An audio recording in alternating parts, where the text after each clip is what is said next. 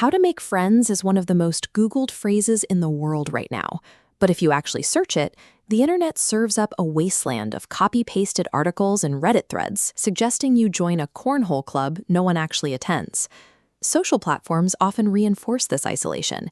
TikTok is engineered to entertain you while you're alone. LinkedIn is a dystopian simulation, and Tinder has become a place to schedule dates that no one shows up to.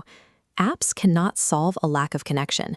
That leaves you with the terrifying requirement of talking to people in real life. The primary barrier here is the feedback loop of overthinking. You get a thought, you filter it, you modify it, and by the time you're ready to speak, the conversation has already moved on.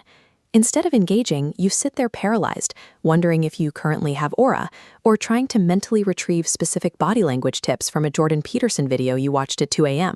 Escaping this mental trap requires a structured, real-world framework to get you out of your head and back into the room. This is the friendship funnel. At its widest part, the goal is to initiate first contact. You can start with the main character method. Assume everyone wants to talk to you and initiate interactions with any simple sentence. If you draw a blank, rely on the pickup line tactic. Prepare one universal, pre-planned question that anyone can answer. Having this ready removes the pressure of thinking on the spot. For large, overwhelming groups, use the ISO play. Find someone on the edge of the group who isn't talking much, and invent a polite excuse to pull them aside for a one-on-one chat.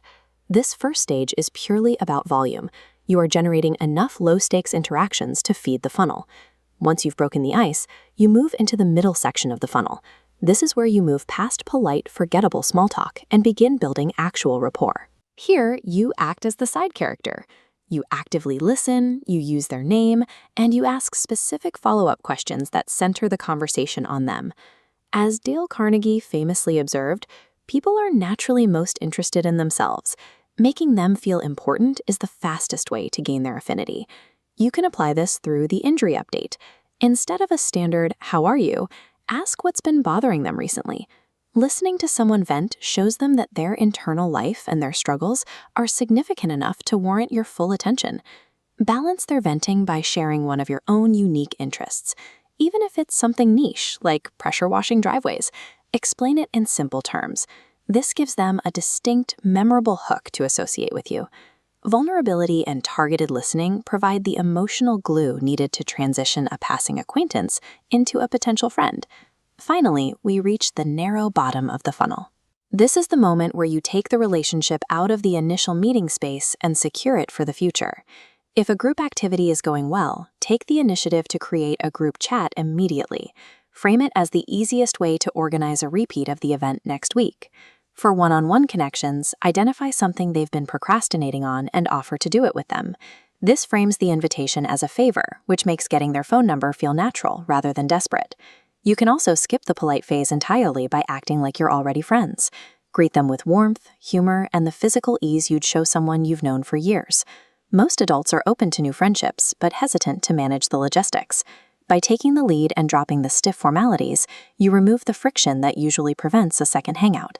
Even with a perfect system, your personality will clash with certain people. This is a normal part of the process. The solution is to lead with your unfiltered, slightly controversial self.